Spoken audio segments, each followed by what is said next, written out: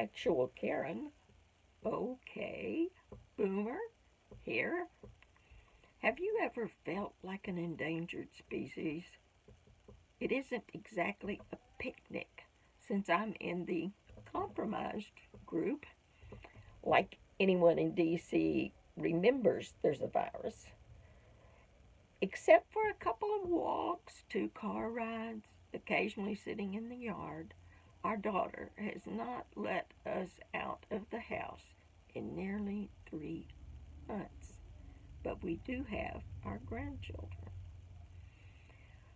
Both hips have been replaced, and I nearly died from a pulmonary embolism in September 2016, only to be nearly put into cardiac arrest.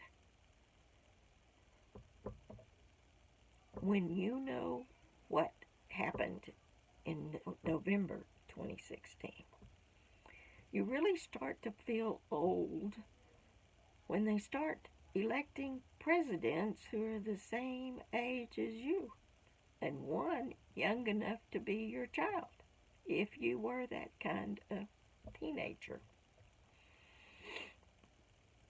The egomaniac in the Oval is 22 days older than George W. Bush, who is looking more statesmanlike by the minute. He is 59 years older than I am and 66 years older than Bill Clinton.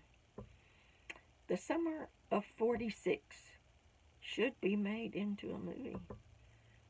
Mom, still alive at 98, could tell you what it was like being in a crowded labor room in August in Texas with no AC. Now to the point. I am really PO'd at the cavalier attitude the GOP has about my life and the laissez-faire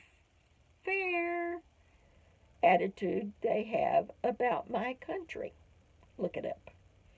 The GOP, led by the very light and empathy department, light governor of Texas, Dan Patrick, wants to create herd immunity by insisting the greatest generation and the baby boomers just go ahead and die for unregulated capitalism, i.e., laissez-faire, if you didn't look it up. I guess they were never taught the story of the Good Samaritan in Sunday school in Buffalo, New York.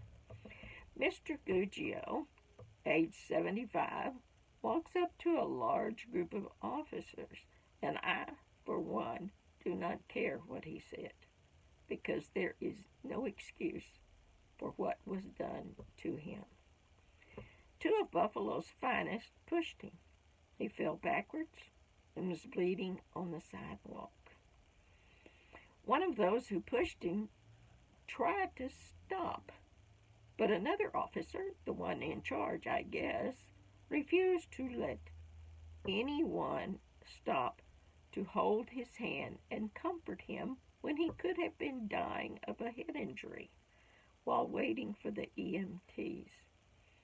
I would hope that if I had been one of those officers, that I would have chanced losing my job to look that officer, the one in charge, in the eye and say, what if he were your pawpaw?